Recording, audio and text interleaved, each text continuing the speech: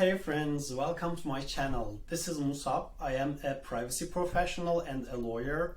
I love talking about privacy related topics, and in this video I'll be talking about privacy certifications.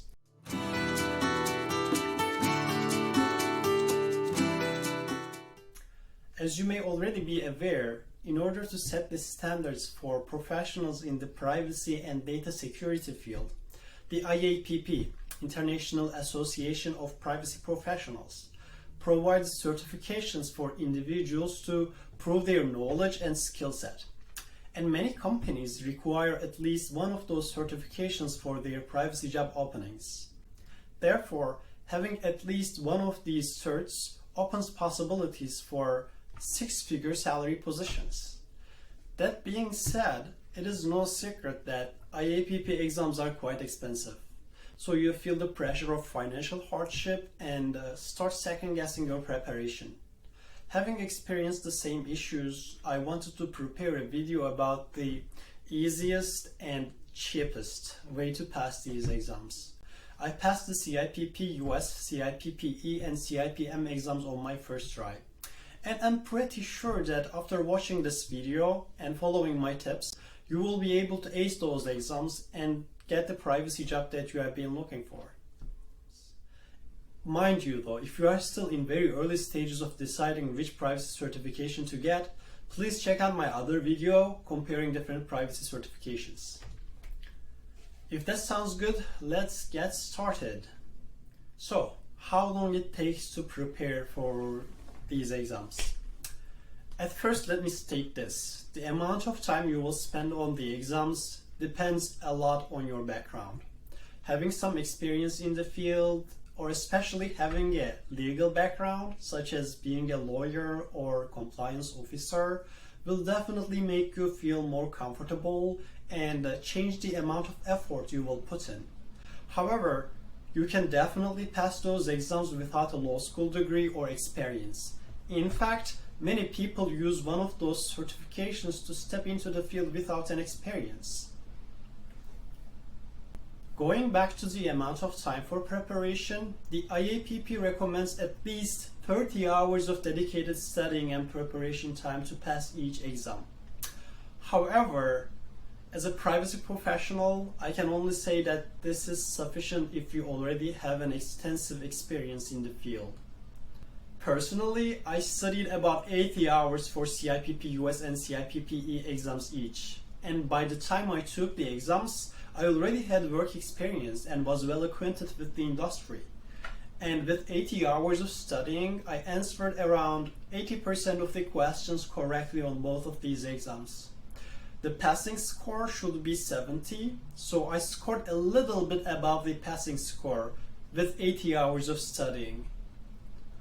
However, in terms of the CIPM exam, I studied close to 100 hours and barely passed.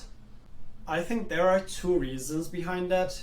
First, the information provided in the study materials for the CIPM exam proved hard for me to digest. And second, I was mistaken to focus on the regulations and omitted paying attention to different stages of privacy program management and how they are connected. However, the CIPM exam is rather related to privacy governance, and you will be tested to identify priorities in privacy program management. This is also related to effective studying, I believe. So I would recommend checking out the exam breakdown before you start studying. The exam breakdown can be found on the CIPP website. I did that mistake, therefore maybe I studied a little bit more than necessary and was still barely able to pass. Maybe the study time could be shorter for you, who knows. When it comes to how to prepare, here are some of the tips for preparing from my side. My first step: develop an interest in the exam you're taking and familiarize yourself with the exam content. The best way to learn more about the test is to Google it and read other people's blog posts about their preparation. You may also wish to review the free exam resources on the CIPP website. Especially the exam breakdown that I mentioned to you earlier and the list of exam subjects are great materials.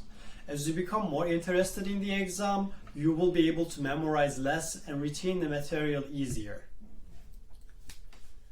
My second tip, it is important to read and reread the official textbook for each exam. Books are not cheap, around $75 last time I checked, but you won't learn the exam topics without the official textbooks. By design, the official books don't reveal which topics will be asked in the exams, and as a result, an arbitrary looking detail might be very important to remember. However, they provide you with all the information you need for the test. So if you prepare very well, you might feel confident in taking the exam. As a third tip, I recommend purchasing sample tests available on the IAPP website. Even though you might think that the sample test questions were easy, you will later thank yourself when you see 5 or 6 of those questions on the real exam. There are also some private practice tests available for $10 or $15 on other websites.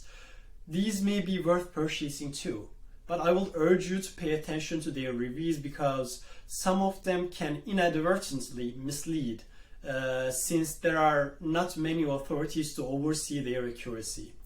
I don't want to advertise anyone, but I am sure you will find a good practice exam by doing some Google research and checking out their reviews. My fourth tip, use flashcards available in Quizlet. You just need to search the exam title in Quizlet and you will be able to find 4 or 5 different flashcard sets for each exam. They are totally free and created by previous test takers, meaning that you can see on-point information in those flashcards, even maybe previously asked questions.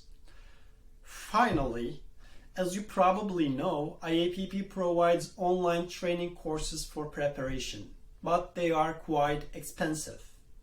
Considering how expensive they were, I didn't want to pay for them, but I have heard they can be quite useful for certain subjects.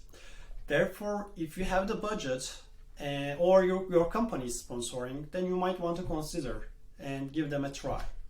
To recap, for each exam, I read the book once and highlighted the most important parts.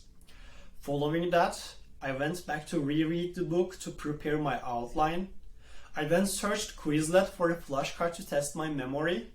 Once that was completed, I either took the IAPP practice test or looked for another source to simulate the exam. I took the exam when I felt I could answer 80% of the questions. Remember though, you may never feel fully prepared, but you should avoid spending too much unnecessary time. Because not only it will delay your career goals, it may also cause you lose confidence and interest. 80% was my personal measure, and I think it should work for everyone as well. I would recommend you to set yourself a deadline and schedule the exam day with no delays. And when it comes to the exam day, really try to avoid studying or looking at the textbook. At that point, it doesn't help. Just relax and focus on the questions being asked. Some people do fail the exam. I failed other exams, but it is really not a big deal. You can retake it whenever you want. It happens to so many people. But when you are in the exam, take your time and relax. Don't worry.